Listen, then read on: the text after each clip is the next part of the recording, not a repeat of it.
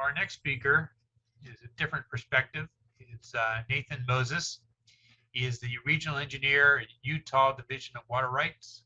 So he's going to give us perspective of Utah. And his topic is application of safe yield and groundwater management plans, a Utah perspective. So Nathan. My name is Nathan Moses. I'm the regional engineer for the Southwest region of the Division of Utah. You can see the region here in the olive color. We basically extend from the southwest corner of the state to Lake Powell to the Cove Fort area. Some of the basins that we're dealing with right now are located in the 71 area, the 73 area, the 75, and the 77. The 71 and the 73 already have groundwater management plans associated with them. We've adopted those. We adopted the lower half of the 71 in 2012, and in the 73 we adopted in 2021. And we're currently working on a groundwater management plan in the Perennial area. As a state employee, I don't have much money, but I do have a lot of time on my hands, and so I have the privilege of traveling sometimes. And I was in Costa Rica here last year, and boy, their rivers, if we could just have one of those in our entire region, we'd be really lucky. But because we don't, my description is a water right engineer instead of a drainage engineer. This joke may fall a little flat in this kind of a presentation, but you know, there's an argument made that Utah or that Nevada is the driest state in the nation. And I argued that no, Utah is the driest state in the nation. I'm from a little town called Blanding, Utah, in the southeast corner of the state, and they have voted to be a dry town and don't sell alcohol.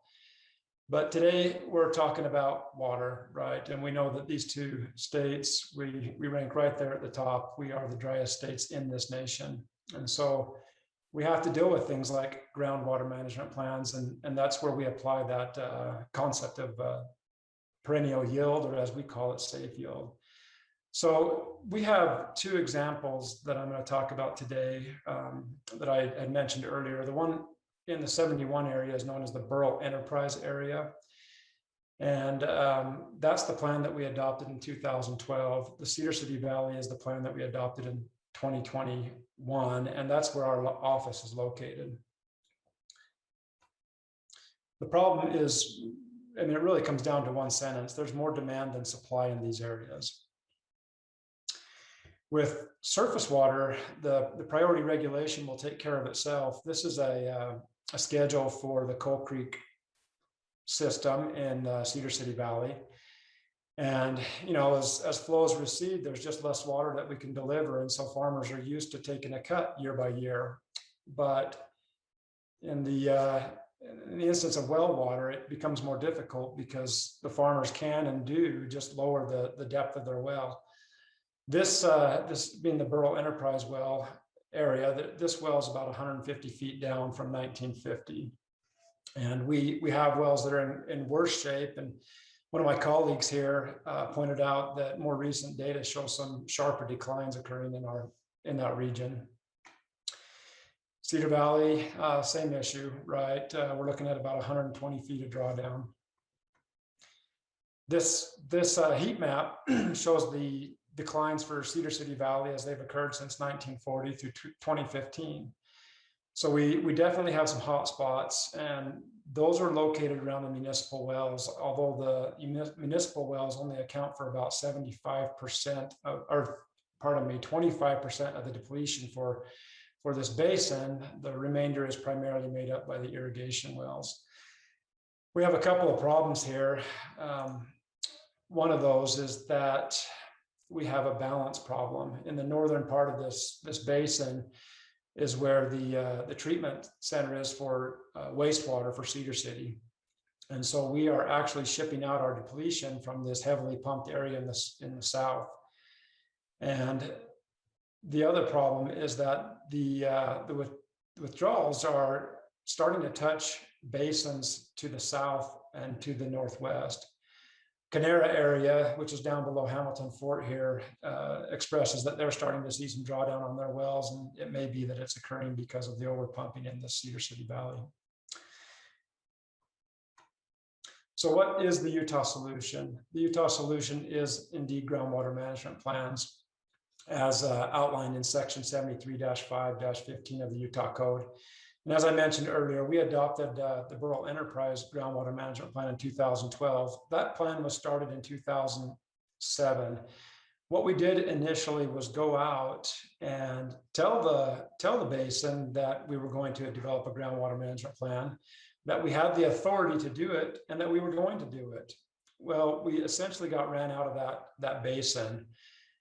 The following year, they legislated that, well, maybe not legislated, but they put in the budget that the state engineer would not be working in the rural enterprise area for a year. And so we essentially got pushed out. We went in there hot, we went in there heavy, and the reception wasn't very good. So we learned a lesson there that it's not all about science when you develop these plans. You have to be careful to look at the social and the economic sides of them as well. The concept that the next state engineer, because that state engineer wasn't reappointed, brought into that valley is that we're going to approach in a gentle and kind way. Now, it did create a problem in that we ended up with a plan that was 110 years before we reached safe yield. And so we're dealing with that today. But it did allow us to bring players to the table that otherwise were not participating. And today we actually have a really good relationship with those people. And they are actively doing things to try and improve the conditions of that basin. The Cedar City Valley Groundwater Management Plan, what we did there was we started out by inviting a committee to participate.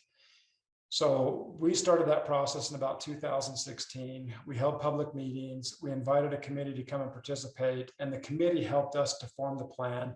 And then they would participate with us in our public meetings to sell this plan to the rest of the people in the valley. And we were careful to try and have committee members that sort of represented different people in the valley. You know, there was somebody there to represent municipalities, somebody there to represent the irrigators and so forth. And we did have success with that approach. The objectives of a groundwater management plan are three: to ensure groundwater withdrawals do not exceed safe yield, to safeguard the physical integrity of the aquifer, and to protect water quality. Now, the elements of a groundwater management plan are these. We define safe yield by both volume and a priority date. And on our website, we keep a tabulated listing of all the water rights that are involved, and they're listed by their priority date. And so people can go in there and see when they may be cut and what priority date they have. So that's the first thing we do. Second, we declare the area critical management area, and we do that through public meeting. Third is we describe the affected area. We'll describe that by map. Fourth is we'll describe the priority regulation and provide a schedule with benchmark dates and volumes. Fifth, we describe how depletions will be calculated. Sixth, we provide an option for voluntary arrangements. And seventh, we describe adaptive management that will allow the state engineer to either conclude the plan early or extend based on new information. And in any case, if there's changes to these plans, and they're amended in the same manner as they were adopted. Now, Phil's already shown this, but I'll just read it really quickly as well. Safe yield for the state of Utah, and this is defined in statute, means the amount of groundwater that can be withdrawn from a groundwater basin over a period of time without exceeding the long-term recharge of the basin or unreasonably affecting the basin's physical and chemical integrity. So here's what the basin conditions were for both the Cedar City Valley and Rural Enterprise. They're a little different in their nature. The first thing that we would look at here is the safe yield. Cedar City Valley has a safe yield of 21,000 acre feet. Currently, we are depleting approximately 28,000 acre feet, but we have the potential by paper water rights to deplete 50,000 acre feet. So our problem can actually get much worse here in the Cedar City Valley before we reach safe yield. The Rural Enterprise area is different because they're very careful to deplete as much water as they possibly can according to their water rights. And so looking at this, depletions at 65,000 acre feet, while the potential is 67,000 acre feet, and safe yield being 34,000 acre feet. This priority regulation schedule is for the Cedar City Valley. Now, on that last slide, you saw that there's some water rights that are being left unused currently. And so we have to cut both the wet water and the paper water as we're going through this curtailment schedule to make sure that we capture enough so that we can reach our safe yield. And so although that phase one cut, which is targeted to occur in 2035, describes 5,434 acre feet that could be reduced, really we're only capturing a certain amount, and the remainder is water that's unused in the system right now, but we have to cut down through both.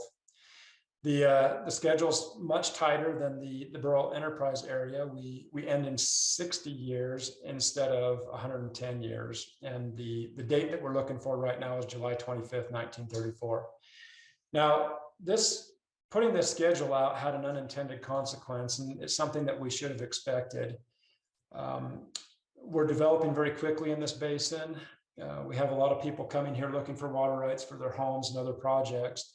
And so they have to go out and find these water rights and pay for them. They've increased in value almost fivefold over the last year as people are determined to go out and get water rights of a 1934 priority or greater. Part of that is the responsibility of the municipalities and the conservancy districts, as they won't accept a water right that is post safe yield date. And so it's caused quite the disruption for the economy of these water rights. Now, the groundwater management plans, we've tried to incentivize on the front end so that we can get good participation from the users. So they are allowed to do things, if they can do things that will save water or put more water into the basin, then they can delay those cuts. If they were able to find 5,000 acre feet of water and recharge it, then they could delay that first cut and wait until the 30-year mark to do that cut. And so the things that they are doing are recharge, and you can see that this is a kind of a siltation basin where things will drop out and then they can recharge the area, as you can see in the top right-hand corner of that screen. That blue water up there is water that's being recharged into the basin, and this is a conservancy district effort. We have some more of this. This is an old abandoned gravel pit that they're using to put water in, and once it reached a certain depth, it would take water as much as we could put in it. And then they're also looking at importing water from some surrounding basins. This describes the Pine Valley Water Supply Project that's being sponsored by the Conservancy District. It amounts to approximately 15,000 acre feet of water that could be brought into this basin. Of course, there's other concerns surrounding this, but this is one of the things that they're pursuing.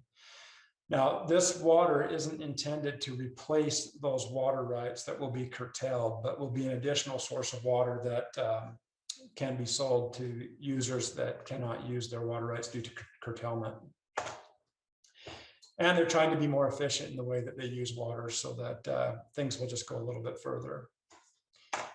I mean, what we've really learned here is that we have to approach these users in a way that they know that we're considering their needs. We work slowly with them and together with them, and we found that it's been productive. So this is still a developing story. We're working in Perennial right now. We'll probably end up in the Milford area next, but we hope to see some success, and we hope that we can bring users to the table to protect their own interests. And that concludes my presentation. Thank you.